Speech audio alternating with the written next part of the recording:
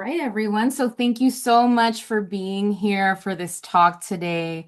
My name is Tanya Shirazi, and I'm a program assistant for the virtual events here at the Black Mountain Institute. And I'm just so happy to welcome our very special guest today, Gina María Balibrera, for our talk, The Word Makes the World, Reclaiming and Creating Imagined Histories. Before I introduce our guest formally, allow me to express our gratitude to those who made today possible. Black Mountain Institute would like to thank its supporters, Beverly Rogers, Miriam Shearing, and the Roger Foundation. Thank you to our partner in this event, and a big thank you to Gina for being with us today. And thank you everyone in the audience for joining us. It's a Friday at noon or 1 or 3, but we're very thankful for you to be here. After this conversation, we'll take questions and then feel free to put them in the chat. Furthermore, the University of Nevada, Las Vegas wishes to acknowledge and honor the indigenous communities of this region and recognize that the university is situated on the traditional homelands of the Nuwu Southern Paiute people. We offer gratitude for the land itself, for those who have stewarded it for generations, and for the opportunity to study, learn, work, and be in community with this land. We encourage everyone in this space to engage in continued learning about the indigenous people who work and live on this land since time immemorial, including the Las Vegas Paiute tribe and the Moapa Band of Paiutes. I'm thrilled today to introduce our very special guest, Gina María Balibrera. Gina María Balibrera is the author of the novel The Volcano Daughters, which was a finalist for the Brooklyn Public Library Book Prize.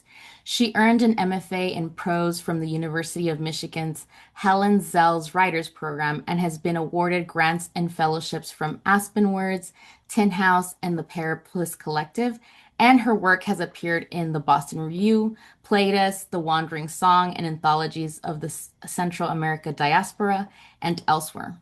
Originally from San Francisco, she lives in Ann Arbor, Michigan. Must be cold. With her family.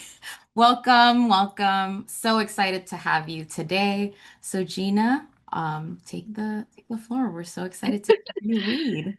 Thank you so much for having me. It's such an honor. And it's really nice to finally meet you, Tanya, after like kind of back and forth on the internet for a while. So thank you so much, and thank you for your warm welcome. Um, I'm really happy to be here. So I'm just going to read a tiny bit from the prologue of the book. Um, Thank you for having me on this Friday afternoon. Okay. Here we are. All is still. Cuando vos vas, yo ya vengo.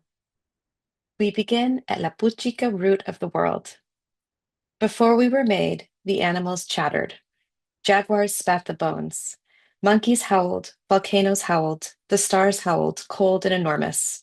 Someone listened and chose to destroy them. Mirinque, with a pair of large and ordinary hands. And after, those large hands that had made the beasts felt only emptiness. They itched to create something that could also create. Beings that could carry life's bright blue thread through years and years. And so they rooted for just the right materials. Poco a poco, new beings took shape. But the first, the mud creations, were deemed soft and senseless. Then the wood creations, bloodless and deformed. They were all cast away. But Mais was tender, supple, fertile. Talon of a wandering bird, a feather's iridescence, a hard flake of jade, blood, milk, gold, gota a gota, formed a mano, a mano, a mano. And slowly we children de Cuscutlan became two. And us, there are four of us here on these pages. We are Lourdes, Maria, Cora, Lucia. We were born of our mothers in a high igneous sliver between the forest and the sea. You see, before the massacre that killed us, we lived. We survived earthquakes and mudslides, the eruption of our volcano, Isalco.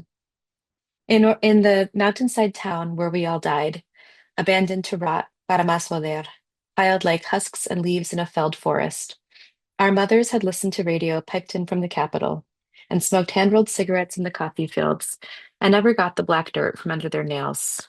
We were in many ways like our mothers, even as we fought them, ignored them, hid from them, lied to them to run into the forest to kiss boys, except for Maria, who kissed mostly girls. What else could we do? The world was changing, everyone kept saying. But where was there for us Volcano Daughters to go? Graciela was our friend, and like us, she was left for dead. But somehow, she didn't die in the massacre as we did. Charita, Graciela, and her wannabe Chelita's sister Consuelo. When our souls discovered that they had both lived, we hitched a ride on their life threads, followed them along for the rest of their days. Our own life threads, severed by our deaths, whip in the wind with our carcajadas. You've heard our carcajadas, our cackling laughter. It carries with it the stories of our mothers and grandmothers, the stories of ourselves. There are parrots in the field, and we're always listening, siempre, a la vez. Sometimes we speak as one. Sometimes the wind scatters us apart, each a different seed. An eternal part of us remained after the massacre, the part that you hear, the voice telling you this story from all directions.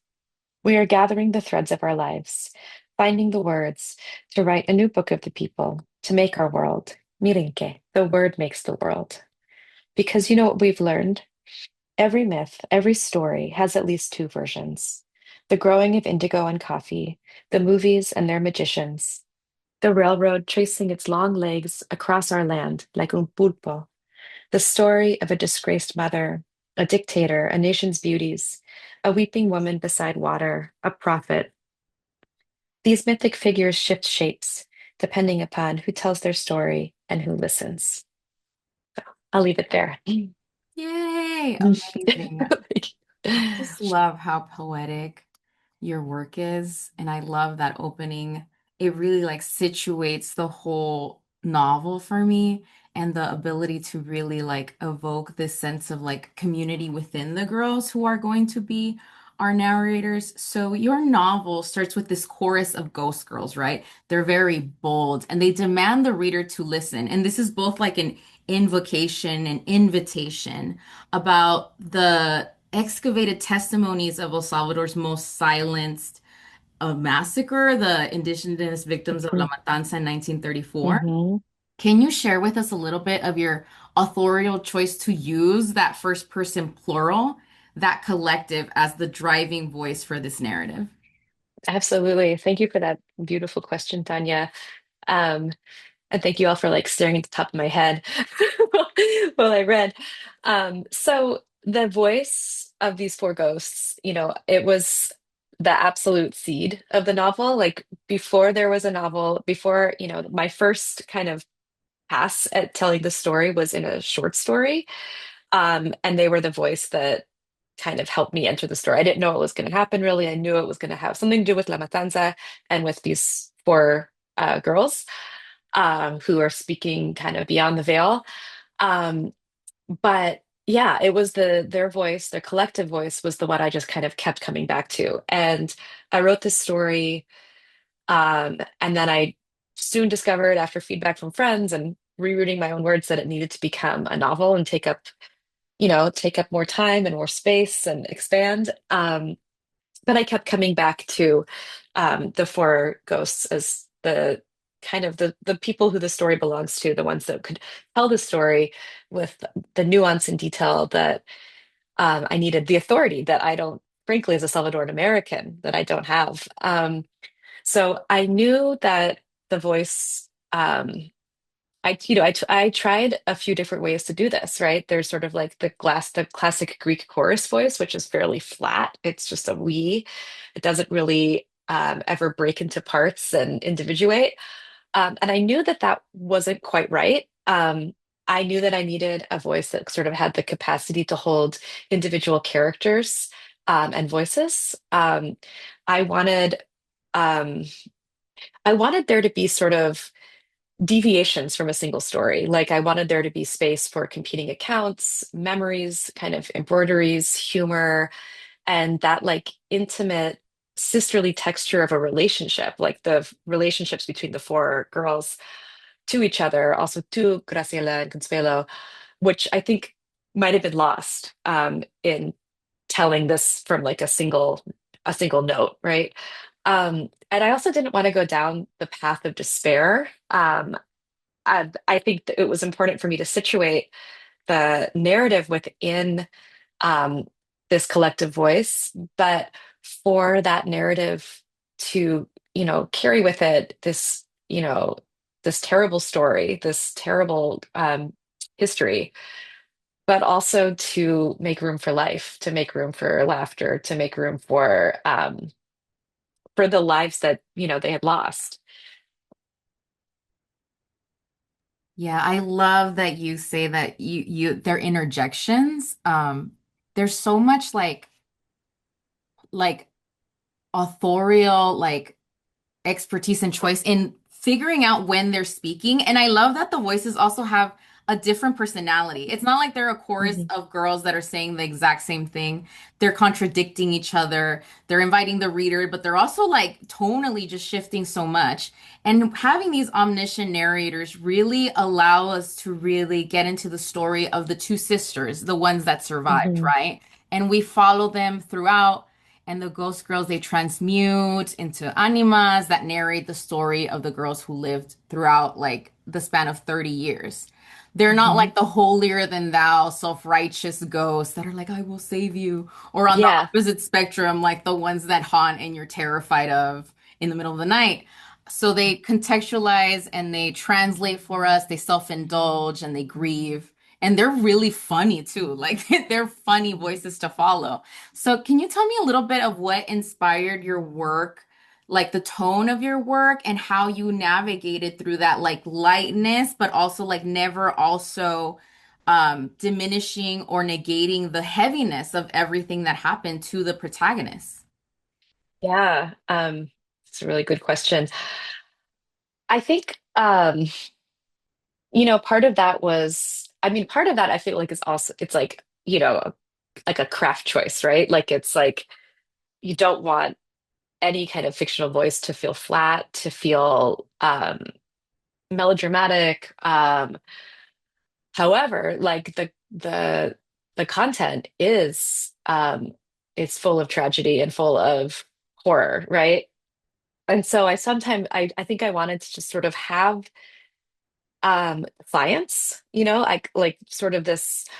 I wanted the ghosts to not only like warn and mourn and scold, but also to sort of they're not there to kind of educate or guide necessarily. That's part of what they do, but I think they're also there to um, they're also there to laugh. They're there to kind of point out, the folly of the two sisters who they're kind of following around, and they're there to correct. Like they're there to correct this, incomplete archive. They're there to sort of fill in some blanks and chastise. And so, yeah, I think, and again, the book went through so many different versions where, I had received a note like really early on. Oh, what if you just wrote the book without the ghosts? What if they just weren't there and it was just the story of these two sisters?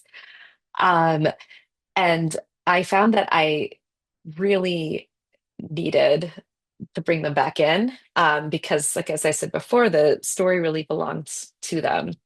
And so, in terms of like the texture of those voices, I had to sort of be with those characters and let them, the sad thing is for most of the book, they're not alive, right? From the beginning, we know that they're dead. We get to see them, memories of their, childhoods.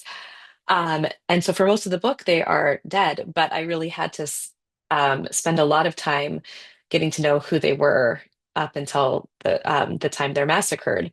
Um, and I think sort of like, with any character, there are these inspirations that come from people I know, people I admire, lines of poetry. So, a phrase that a family member said, and then just sort of weaving that into who they were and trying to sort of understand who they were to each other. Definitely. Thank you for sharing.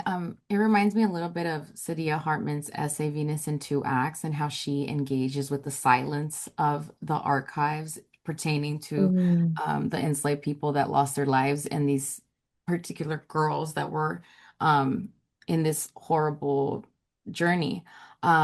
Can you talk a little bit about the process of filling in that imagined history? You said that you're pulling from like people that you know in your life and Hmm. other spaces, but what were the liberties, parameters, or risks that you were willing to take as a writer to attempt to Hmm. bring these characters to life and those voices that like were so like ever present in this process of you writing this? Yeah, a great question. And I want to read that. That you've mentioned it. It sounds amazing. Yeah, so the whole archive, right? That where there are so many things that, you know, um, we are that haven't been preserved. Some of this history has been, purposefully occluded by um, the state officials, right? So many of these things were lost in a fire, are destroyed. In like 2005, I went to El Salvador and I was like in the National Library there, and like the papers I was looking for were just like disintegrating in my hands. And there wasn't a lot, right? So much kind of um, is incomplete. But I talked about this place before. There's this incredible museum there in San Salvador called the Museum of the Word and Image. Have you been there, I Tanya? have. I Yeah, have isn't been it there. amazing? It's Yeah, I so hadn't been cool. there forever, but yeah, Yeah.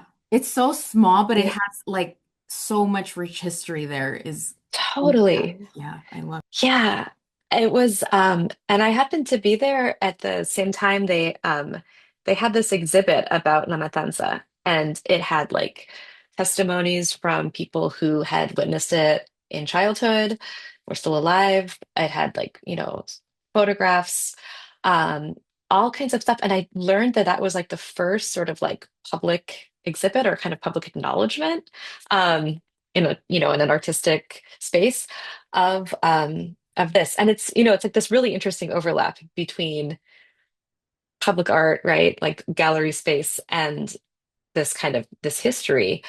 Um, so that was like I think of that as like one of like my primary archives, right? Like this kind of um learning about this story.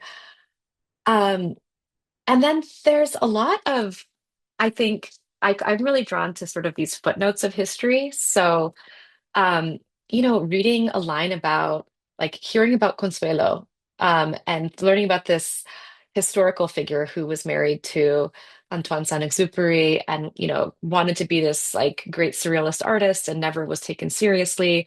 And, I was curious about her. I was like, oh, she's Sylvia. I got to learn about this lady.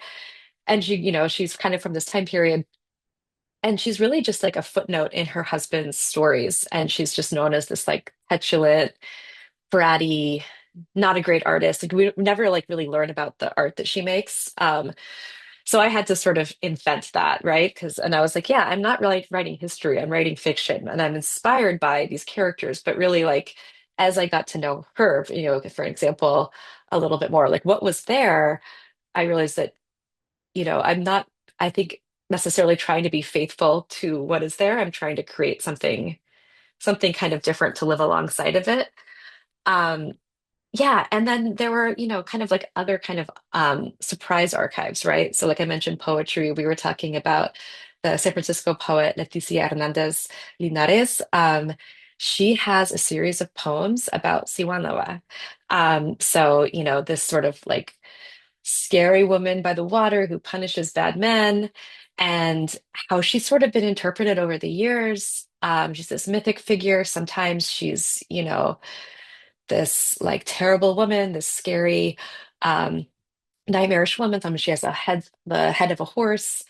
And then other times, like sort of in like Leticia's imaginings, she's this like empowered woman. She's this like beautiful woman. She's smart. She's like disobedient in a really badass way. And so, that was sort of my point of entry into this story, right? And learning about Prudencia Ayala. this Salvadoran poet in the 1930s. She was considered like insane. Um, and she also ran for president. And, this is during a time when the 1930s when women couldn't even vote in El Salvador. She ran for president. So thinking about like that character and like how could I imagine her? Um, Roque Dalton, of course, Salvadoran poet, has this line about how we were all born dead, half dead in 1932. And then thinking about that, I was like, oh, these ghosts are telling the story. They're not, they're sort of half dead, right? They're sort of um, like they're speaking, and they're showing you their lives, but there's this woundedness, right? We were talking about Roberto Lovato in Las Vegas and his beautiful book, Unforgetting, where he's looking to his father as sort of this archive, right? His father has this memory that he doesn't have quite have access to. And I remember reading that book and feeling really similarly about my own father. My own father who came to the US, came to San Francisco when he was 7 years old, and told me selected things, not everything, right? Like learning, there's that kind of even that sort of distance in like the family archive, what you know and what you don't know. And of course, Tanya and I were talking about this growing up in California, right? There's that distance. But I could go on and on forever about this. So stop me if I'm being too chatty. But like I encountered the Popova like really late in my writing actually of this book. So the Mesoamerican creation story. It's an incredible archive. I had never when I was a kid, I read Greek myths, Norse myths, right? Like you learn all of these other kind of mythological frameworks. And then I encountered this story. I read the Ilan Stavins translation. Michael Bizzatti has this also just like incredible poetic translation of this Mesoamerican creation story. And I was just so struck by certain like almost just like elemental stories that we see repeated again and again. I was like, oh my goodness, we've got this disobedient daughter in Blood Woman again. It kind of reminds me of Siwanlawa. We have these owls, these like four owls that guide, this disobedient daughter from one realm to another. And it made me think about migration. Um, and the way that characters in this creation story are constantly kind of using their cleverness, using their kind of own myth making, like their like ingenious storytelling, to move to different worlds. I thought about the movement and migration and the kind of like the ways that my characters are able to get out of tight corners. Um, yeah, and then I thought about also about like places that I know well. Like I know San Francisco really well, and there's a lot of sort of there's like a history and touchstone there with the Salvadoran community. When we think about like the economics of coffee and the ways that that people came from El Salvador, the connections between these two places. One that I know well and one that I know less well. That's an amazing answer. Thank you so much for sharing. We talked a little bit about some of the questions already, but I would like answered a little bit of the questions that I had. But I am curious if you could expand a little bit more on your essay in Lit Hub, More Than a Muse, on Salvadoran artist and wife of Antoine Consuelo de Saint-Exupéry. You mentioned that she was someone who was like pretty just marked as an afterthought of like an Yeah, appendage of her husband, for lack of right. a better term. Can you talk a little bit about your research when you went there and how this moment better gave context to your preoccupations and how it Mhm. potentially informed the conception of one of the sisters, the namesake Consuelo, in your novel? Hmm. Absolutely.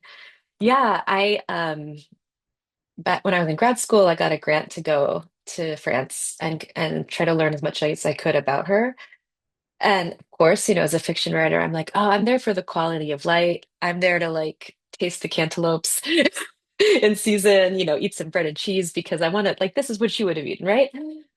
So it's like it was a little the archives I was looking at were they didn't have a lot about her. But they had a lot about, the surrealists and about her husband. And what I was really like kind of hungry for was her art. I wanted to see what she made. And I couldn't find it. And second to that, I was like, I want to see this artist colony that she lived in because she had escaped Paris during the Nazi occupation, and she'd gone south, like many other artists had, to Marseille. I don't speak French, so pardon me. um, she'd gone to Marseille for a little bit. She was like in an artist colony there. Her husband was at the same time like, "Hey, why don't you just come to the US? I can figure this out for you." But she was kind of having a good time.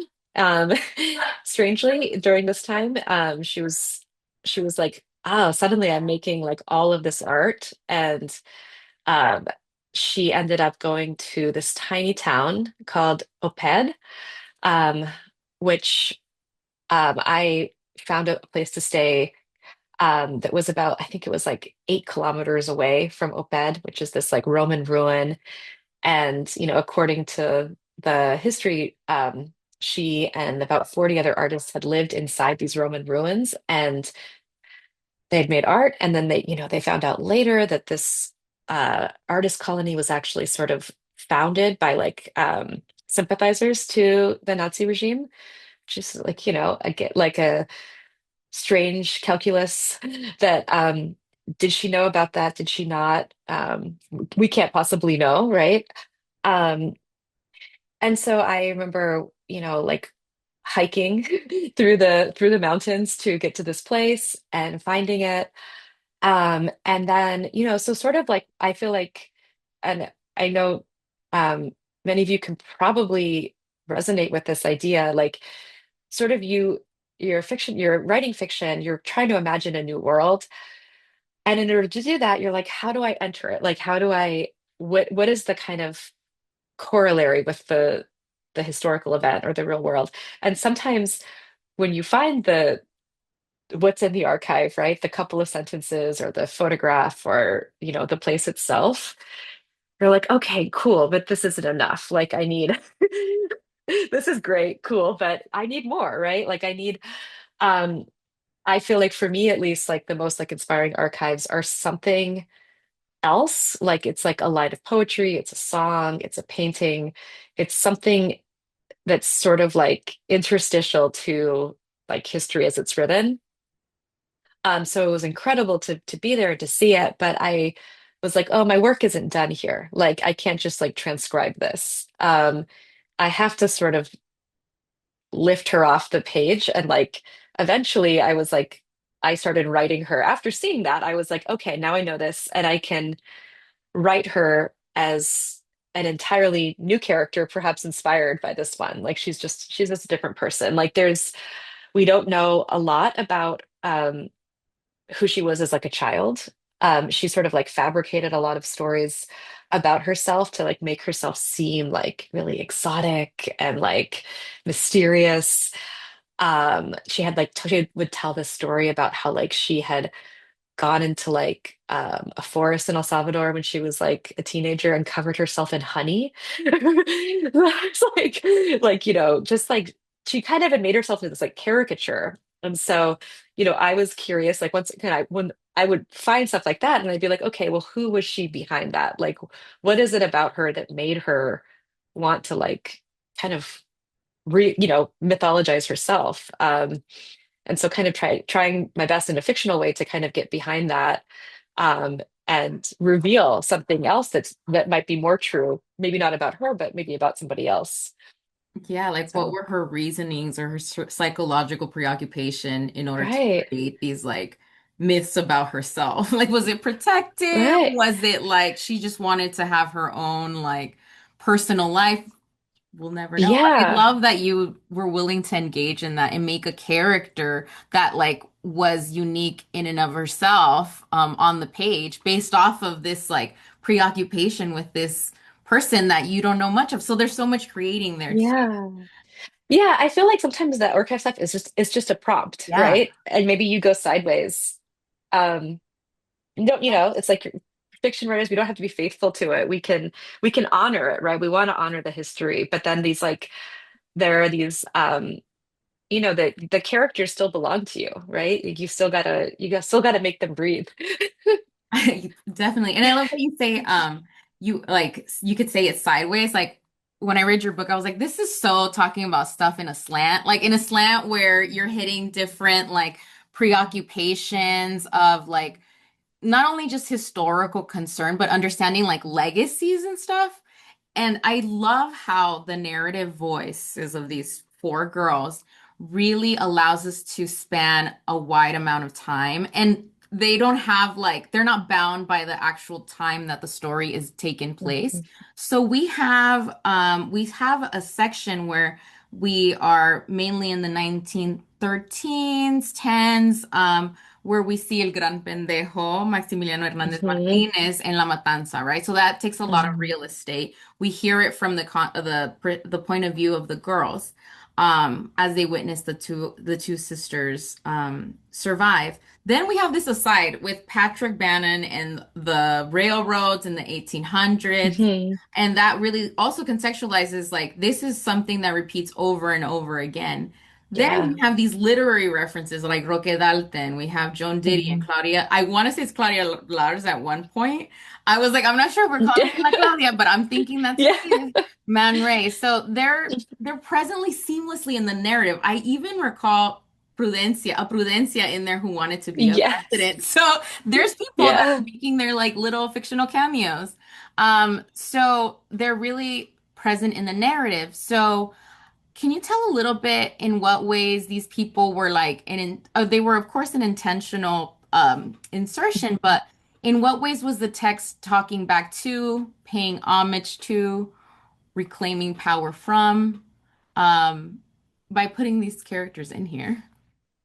Absolutely. Yeah. I mean, I think sometimes, part of it is like um there's like this like maximalist impulse that I fall into sometimes where I'm just like, oh my goodness, I want to put everybody in here, right? Like there's like we've talked a lot about like how like Salvadoran stories haven't always been pushed to the forefront. Um, Ruben Reyes, his book of short stories that came out beginning of August 2024.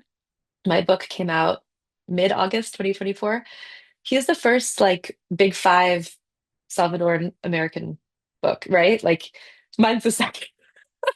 Like so there's I think there's a like there was an impulse to be like, wow, look at these like incredible stories and figures, and why not make them sort of larger than life and also sort of retell them, explore them. um I think, and I'll like, oh, this is where I get on my like Joan Didion diss platform.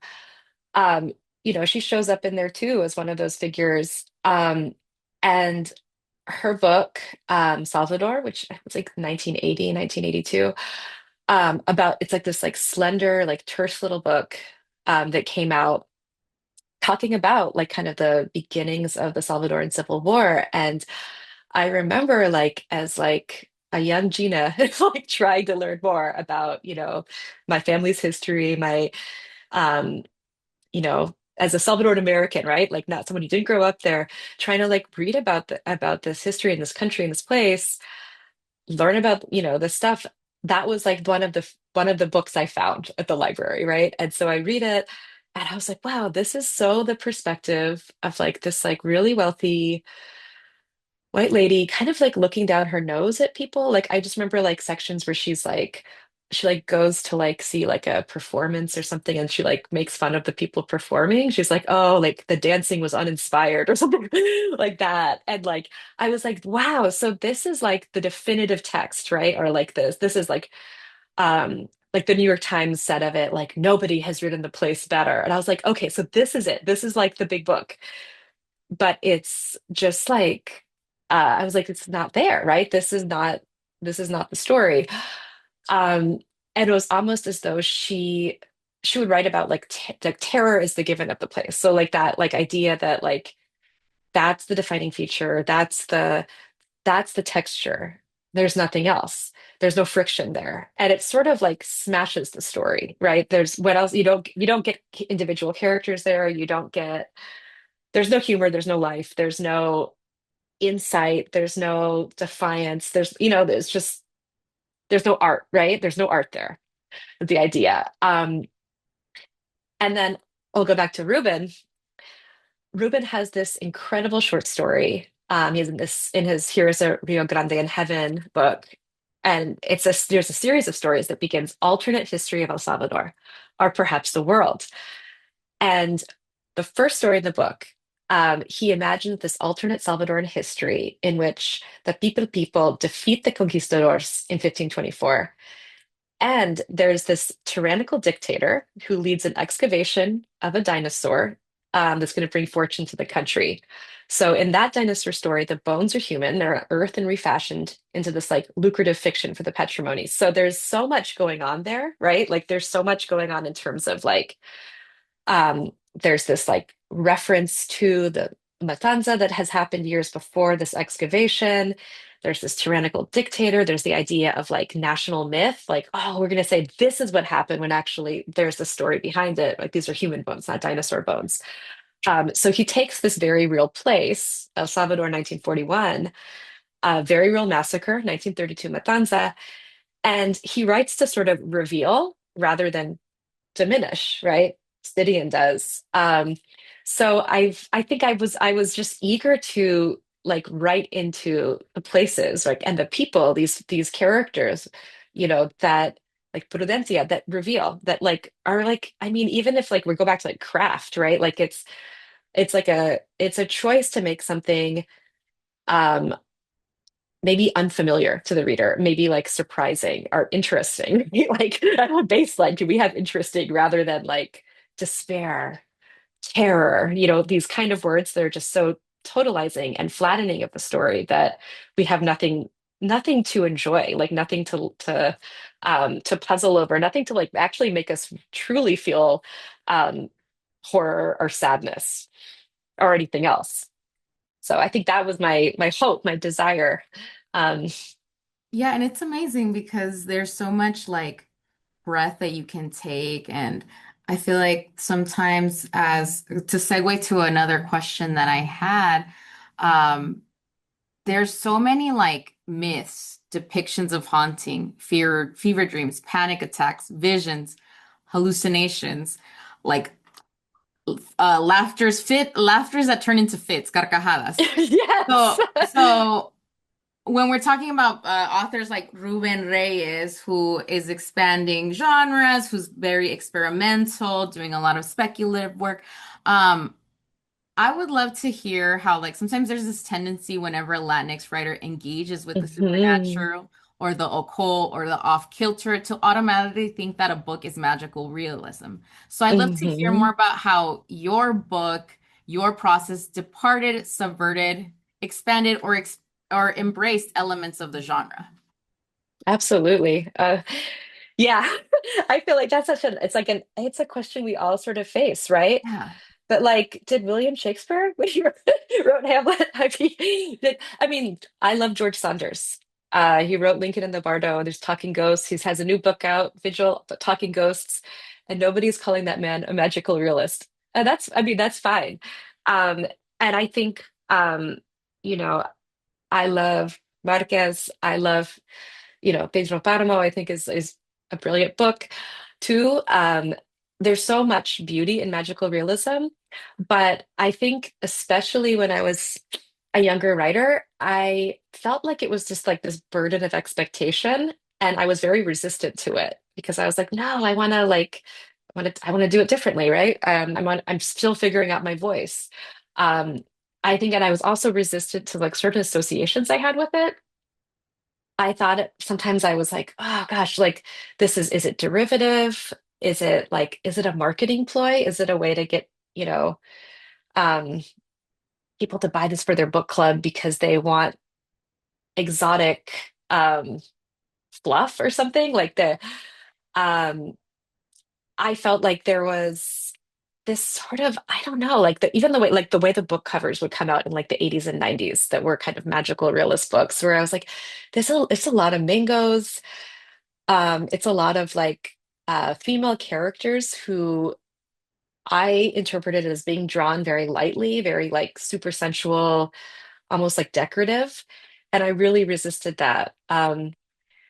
And at the same time, I also see that there's this beautiful legacy of storytelling, and um, there's this like richness and this way of playing with the in between, right? Like the ghosts, the stories that have been suppressed, haven't been told, stories that come out sideways, right? And I wanted to honor that legacy too, because I feel that it's also like when it's done well, it's just like the one of the most beautiful ways to tell a story is to incorporate um, all that is beyond, you know, our narrative of our lived experience, right? All that is beyond that, like this, all of these other forces of memory, of dream, of haunting, um, that that tell the story as well.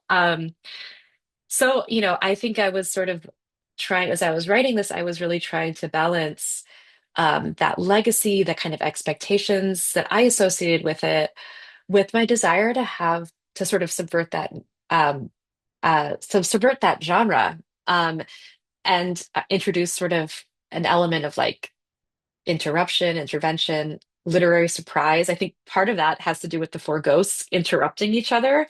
I didn't want anyone to get too comfortable, like too like, oh yeah, now I'm hearing this like, horrible things told in a beautiful way kind of story with like this flat, like beautiful, sensuous voice. Like I wanted there to be like friction. I wanted to push my craft. And I sort of wanted, like I said, I wanted to have it all. I wanted to have the kind of the element of literary surprise and defamiliarization. Um, and I also wanted to have the ghosts. I wanted the story to kind of expand beyond expectations or kind of any kind of like borders that were placed on it.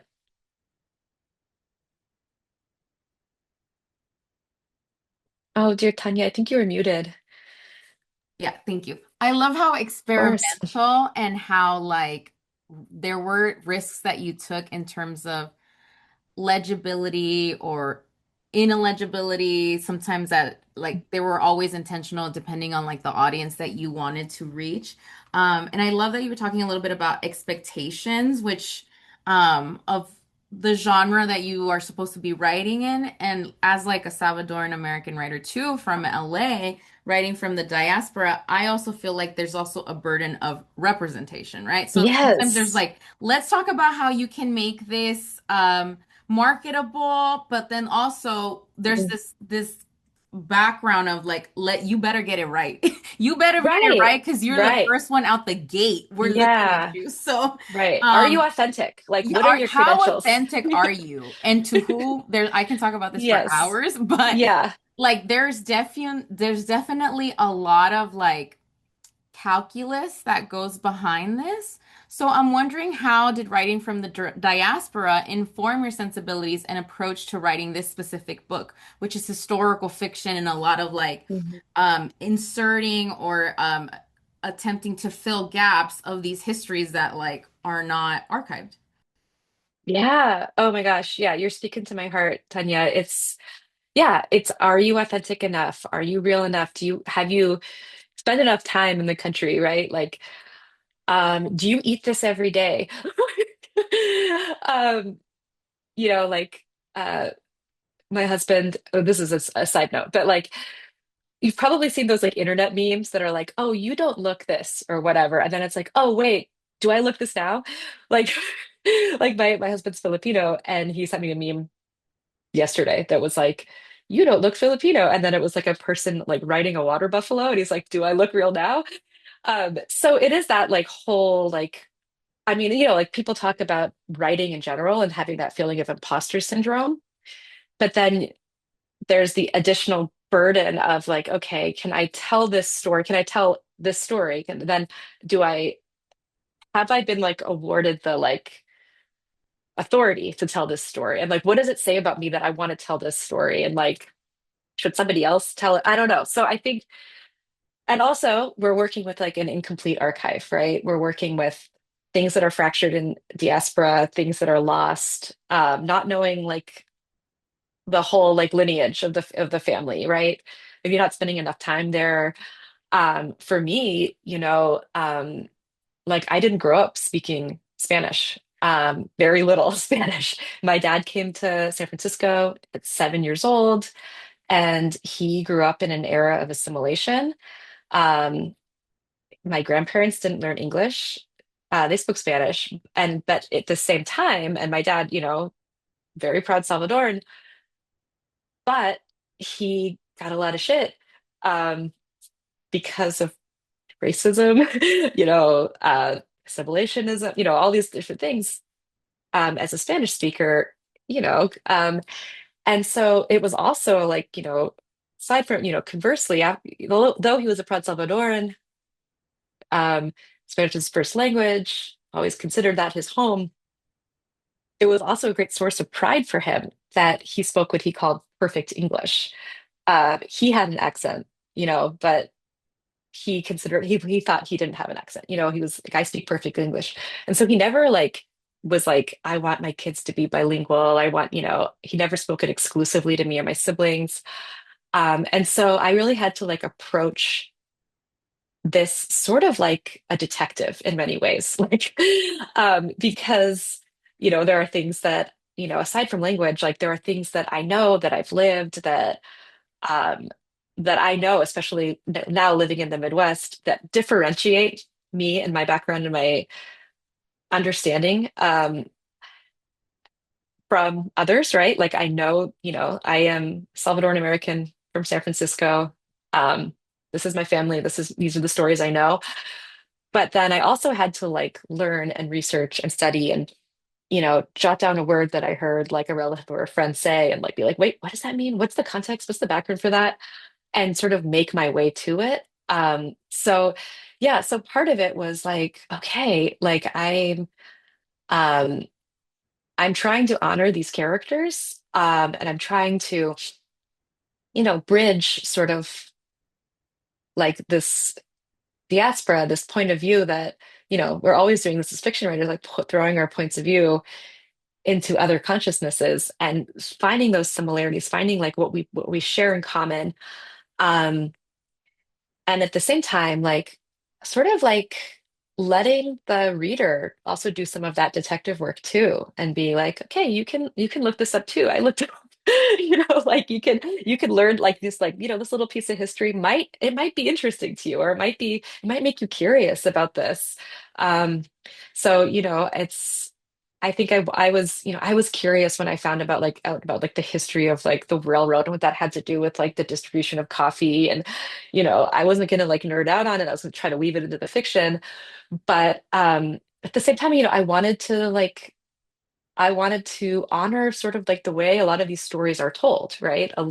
The way that, the mythology kind of comes down, whether that's the Mesoamerican creation myth, are sort of like the preoccupations and the biases and like um the slang words of the different people, right, that make up this book, right? The idea that like there's this caste system based on the color of people's skin that came over during like the conquest from Spain, and it's still a part of people's lives. Like it's still this like it's still something that people talk about. There's language for for these different like caste levels, and there's all so there's and so even though I didn't grow up in that, I'm very familiar with the way like my uncle would talk about certain things and describe himself and describe other people, right? So a lot of it was like detective work, like kind of like let me this thing that my uncle says all the time, what does that actually mean and what is it rooted in? And yeah, and just yeah, figuring that out. And so that I guess made up that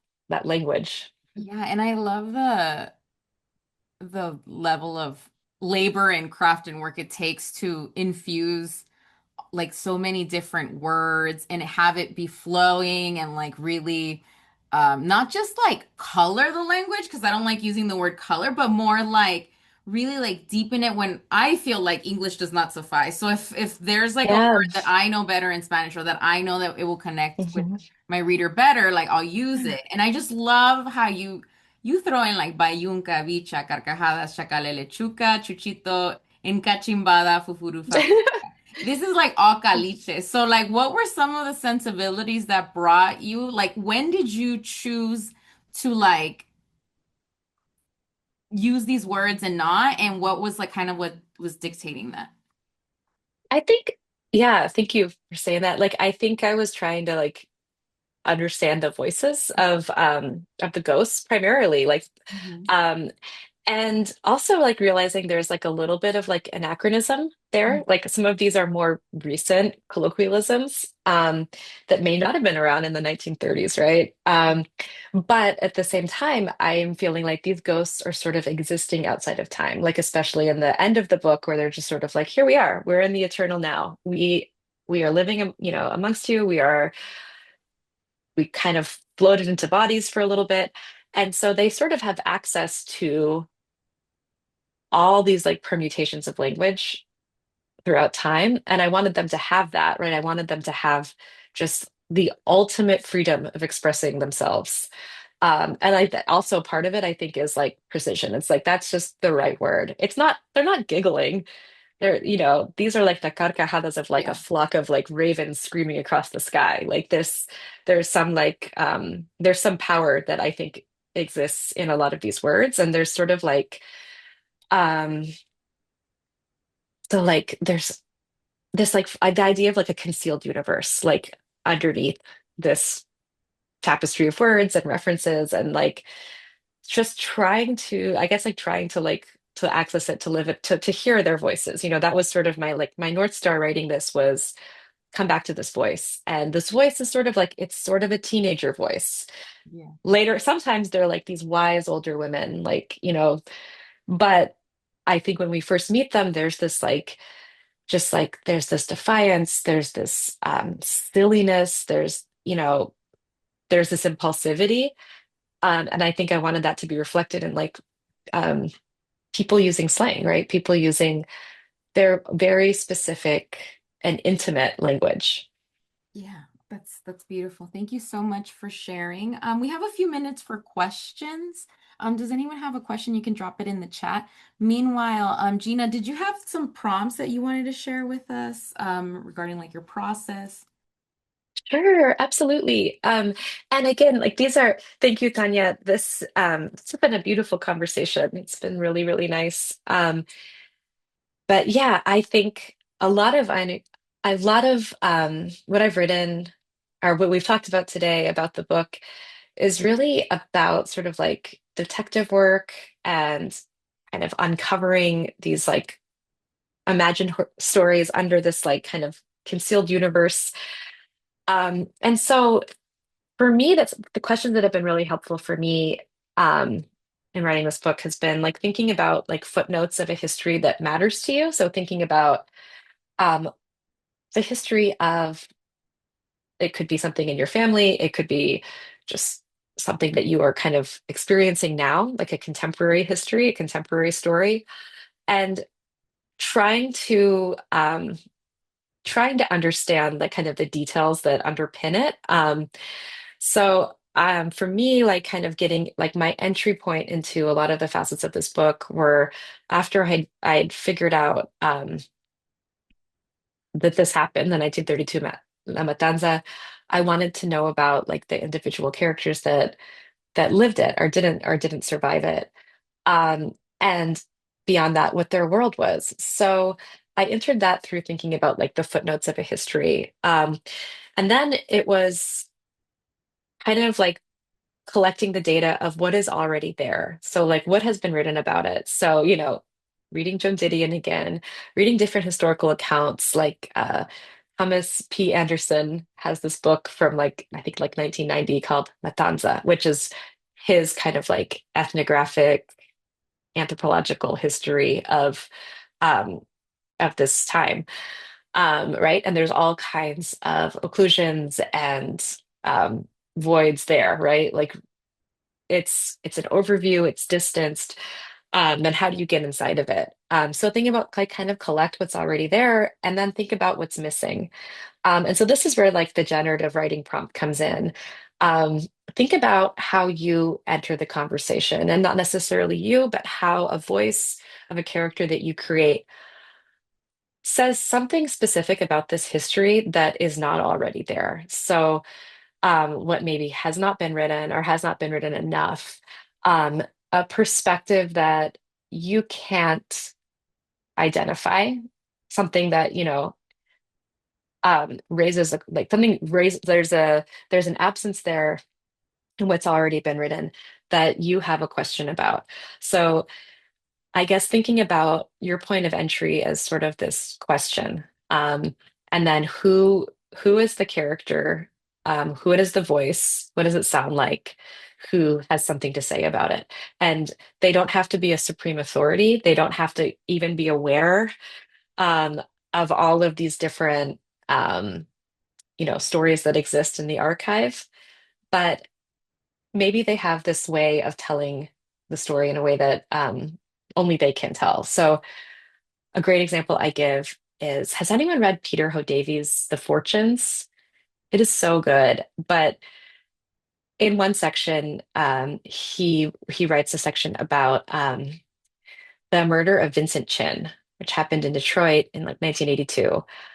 Um, Racially motivated murder. A bunch of white guys killed Vincent Chin in Detroit. Um, and he writes this section of the book from the perspective of Vincent Chin's best friend, who was there the night that Vincent's murdered. And so his friend is just a young man. He's not a historian. He doesn't have any particular insight into like the motivations of the murders other than that there are a couple of racist white guys. But he does have the perspective of, this is my friend. I knew him. Like, this was our childhood together. This is what we were doing that night. And it's this really brilliant like entryway into this much larger story. So I guess my this is a very long rambling prompt, but it would be sort of, think about that history, um, think about what's there and what's missing, and then think about your point of entry through a voice of a character who has something to say that nobody else can say. And it's not you, maybe it's somebody close to you. um, What's the testimony or the missing yeah. character? Right. What's the joke or the Yeah. song or the like anecdote that is just again, like, it's sideways. It's not this like big authoritative like um narrative that explains everything, this like grand unifying theory, but it's just like it's a slice of what's there. Yeah, it's like say it as a slant, just like your book. I Yeah. love that you start with the word makes the world and the critique on that, but like you also made the world and you were so bold in your choices of like really having that kind of um mastery and permission to lay out all of this decades and decades of like time and research and really breathing life into these characters. So I really appreciate it. So just we're running out of time a little bit, but we can squeeze one or two questions in. Let's see. I see Gustavo asks, as Salvadoran Americans, we have varying orbits to our own culture, and sometimes we stray away, but eventually that cultural gravity pulls us back in. Ooh, I'm just wondering, were you always close to your own culture, or did you ever feel like the process of assimilation alienated you from your Salvi roots? a great question. Yeah. I mean, like we said, like varying orbits to our own culture, right? I was always close to it, but um I think that like writing the fiction, like I think made me more like curious about specific aspects of it, right? Like I was like, I need to learn this history, I need to learn this. Um, and there is that like clear resonance there. But also there's so much, like you said, um, so much that pulls us in, but also like causes us to stray. I think living in the diaspora, like not having necessarily like a cultural community everywhere you go.